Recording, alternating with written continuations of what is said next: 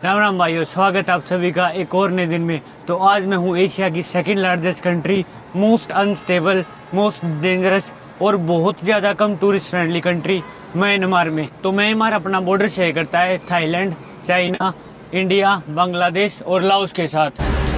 आज तो मज़ा आ गया भाई। सुबह सुबह उठते म्यांमार में चाय मिल गई 20 रुपए की, और ये 10 रुपए का ये समोसा, तो ये खाऊंगा भाई। बाहर निकला था, बहुत तेज बारिश हो रही है। अभी मेरे सामने है भाई सुल्ला पगोड़ा, जो कि यहाँ का बहुत ज़्यादा फेमस है और लगभग 2500 साल पुराना है ये। तो इसको कल एक्सप्लोर करेंगे, अभी टाइम बचा नहीं है क्योंकि अभी हो रहे 5:30। तो अभी इनकी मार्केट है, मार्केट को जाके एक्सप्लोर करते हैं। तो एक बार रोड क्रॉस कर लेते हैं भाई। मेरे को डर लगता है, इनके रूल वगैरह बहुत कम ही फॉलो करते हैं और स्टेबल गवर्नमेंट है नहीं। तो इस समय म्यांमार की यंगून सिटी में हूँ, जो कि इंडिया में रंगून के नाम से भी जानते हैं। और इनकी जो सारी मेन चीज़ें हैं, इंटरनेशनल एयरपोर्ट, इंटरनेशनल पोर्ट, या इनका जितना भी टूरिज्म है वो सारा इसी सिटी से ऑपरेट होता है। बाकी बाहर से तो बहुत ज़्यादा सुंदर दिख रहा है भाई सुल्ला पगोड़ा, और इसके बारे में मैंने काफ़ी सुना है। और ये मतलब इनकी सबसे मेन टूरिस्ट डेस्टिनेशन है। यहाँ लगभग 88% बौद्ध धर्म को मानते हैं, और इसके अलावा 6% ईसाई धर्म और लगभग 4% इस्लाम धर्म को मानते हैं, और 1% से भी कम हिंदू धर्म को माना जाता है। और वो इतनी बढ़िया बिल्डिंग मेरे को दिख रही है दूर से, वो देखता हूँ भाई किस चीज़ की बिल्डिंग है। वैसे तो मेरे मार्केट जा रहा था, इस रोड पे है मार्केट तो इनकी, बट वो जाके देखता हूँ पास में ही है किस चीज़ की बिल्डिंग है। बहुत पुरानी सी लग रही है। तो ये भाई इतनी शानदार बिल्डिंग, इनकी कोर्ट है, जो इनका हाई कोर्ट होती है, सुप्रीम कोर्ट है ये तो पता नहीं। एक आदमी से पूछा था मैंने कि मैं कहा ये क्या है, बोला ये कोर्ट है। मैं कहा अच्छा बढ़िया है। इतनी तगड़ी बिल्डिंग कोर्ट की इन्होंने तो नहीं बनाई होगी, मेरे हिसाब से अंग्रेजों के टाइम की होगी ये, और उसी को मतलब रेनोवेट करके इन्होंने कोर्ट में कन्वर्ट कर दिया। बाकी इनकी जो स्वतंत्रता की बात थी भाई, बहुत मुश्किल रहा है। 1930 से लेकर 1948 तक इन्होंने संघर्ष करा ब्रिटिश राज के खिलाफ। फाइनली आज़ादी मिल गई थी। उसके बाद कुछ टाइम तक इनकी मतलब इंडिपेंडेंट सरकार रही। उसके बाद तख्ता पलट हो गया 1961 में, फिर से गुलाम हो गए, फिर से तानाशाही होगी। तो उसके बाद फिर मतलब काफ़ी टाइम हुआ, संघर्ष चलता रहा। 2011 में फिर से इलेक्शन हुए, और लगभग 10 साल के बाद 2021 में फिर से सेना ने कब्जा कर लिया और तख्ता पलट हो गया। अब भी सिचुएशन अंडर कंट्रोल्ड है। अब भी ऐसे ही मतलब मारकाट और किसी को भी उठा के फौज में भर्ती कर देते हैं। ये इमरजेंसी लगी रहती है। अब फिलहाल इस टाइम पे जब मैं यहाँ पे हूँ यंगून सिटी में, म्यांमार में, रात को कर्फ्यू रहता है। तो रात को 9 बजे से लेके सुबह 4 बजे तक घर से बाहर निकला बिल्कुल भी अलाउड नहीं है। कल मैं लगभग 10 बजे आया था एयरपोर्ट से, 10 साढ़े 10 बजे। मेरे को एक सिंगल दुकान खुली हुई नहीं दिख रही थी, ना कोई दुकान, ना कोई मॉल, ना कोई बाहर था, कोई भी नहीं था। तो यहाँ से भाई इनकी यंगून की जो सिटी नाइट मार्केट है वो शुरू होगी, कुछ खरीदने वगैरह की वो दुकान है। उसके बाद यंगून की सेकंड हैंड मार्केट भी है, उसमें वो होगा मतलब चोर बाजार जैसा या पालिका बाजार जैसा, अपना जो सदर बाजार है उस जैसा। जाके देखते हैं कैसे क्या कुछ है। बाकी खाने की बहुत तगड़ी स्मेल आ रही है, फ्रेगनेंस आ रही, सॉरी। अभी कुछ खाऊंगा अगर मेरे को थोड़ा अच्छा लगा। ये है इनकी वाइन शॉप, और वाइन शॉप में ये सब कुछ मिल रहा है, कॉपी, पेंसिल, किताब, ब्रश, जो ग्रोसरी स्टोर नॉर्मल होता है वो सब। देखते हैं कैसे क्या कुछ रेट है वाइन शॉप के और बियर वगैरह के इनकी के। ये देखियो कैसी बिल्डिंग है भाई, बिल्कुल खंडर पड़ी है, और बहुत सच में डरावनी लग रही है। पुरानी सी सारी में घास जो वगैरह, पेड़ वगैरह जाम रहे हैं। कसुती भीड़ लग रही है भाई। बस की बाट में दोनों बस भरी है कभी। मेरे को ऐसा लग रहा है मैं 20 साल पहले वाले इंडिया में आ गया। मतलब मैं मार्केट में देख रहा था सीडी कैसेट अभी भी यहाँ पे काम करते हैं, सीडी खरीद रहे थे।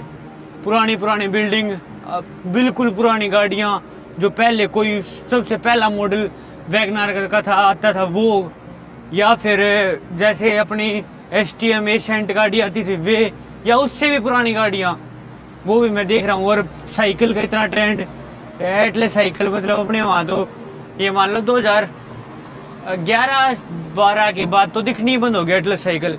और यहाँ मतलब जितनी मैंने एक भी साइकिल, रेंजर साइकिल नहीं देखी है, सारी एटलस साइकिल हैं। तो अब ये देख लो ये कितनी पुरानी गाड़ियाँ हैं, अपने वहाँ बहुत पहले होती थी।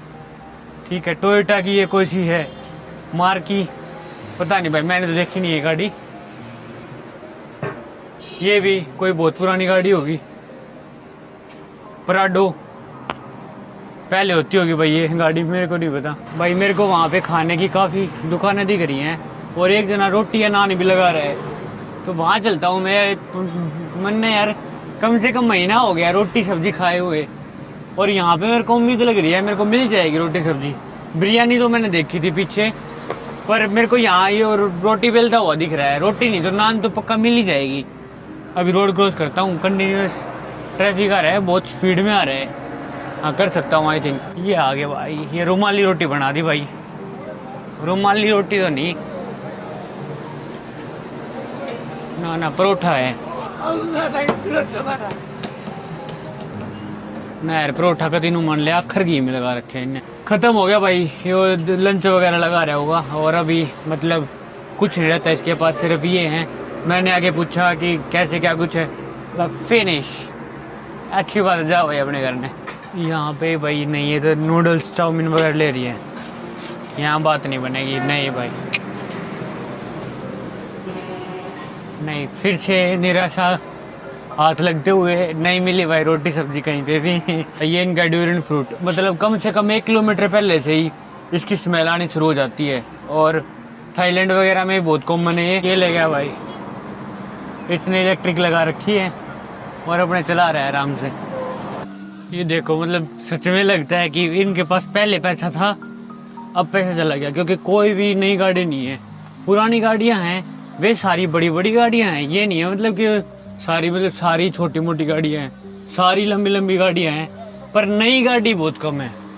तो ये देखो मतलब उस टाइम की बढ़िया गाड़ी थी ये, ठीक है, बट अभी पुरानी हो रखी है। और यहाँ से शुरू हो गया भाई चाइना टाउन, मतलब इससे आगे आगे ये सारे अब दिख रहे होंगे लाल रंग के जो गुलदस्ते वगैरह टांगते हैं। और अभी रोड क्रॉस करके उस साइड चलते हैं, देखते हैं यांगून म्यांमार का चाइना टाउन कैसा है। ये क्या है, ये तो कुछ अंडे का लग रहा है। दिस इज चिकन और मटन,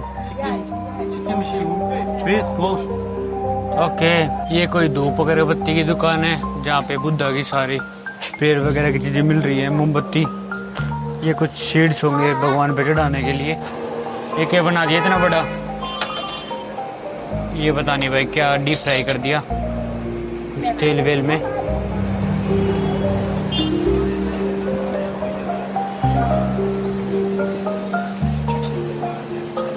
ये बहुत सारी चीजें रखी हुई हैं, सारी नॉन वेज है।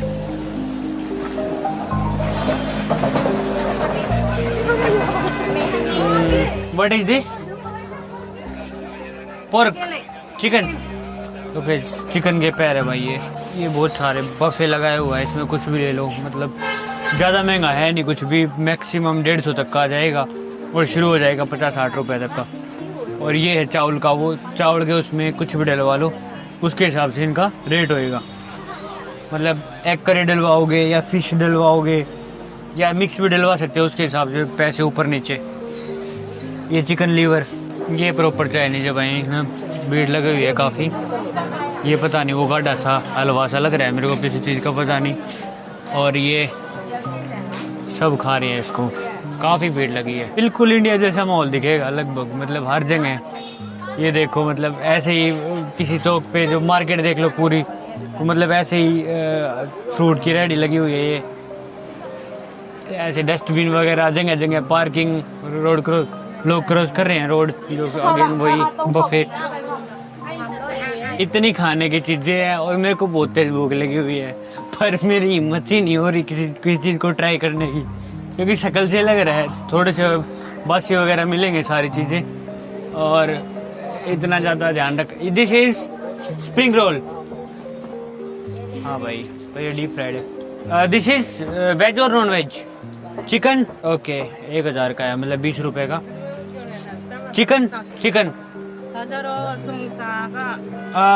ओके भाई, ये पैसे निकाल के दिखाएगी कि इतने का है। नो ओके, मतलब पैसे नहीं पूछ रहा मैं ये पूछ रहा हूँ क्या चिकन का है, पोर्क का है, या काफ़ी चीज़ें बीफ की भी हैं। तो पहले कंफर्म करना पड़ता है हर चीज़ कि किस चीज़ की है।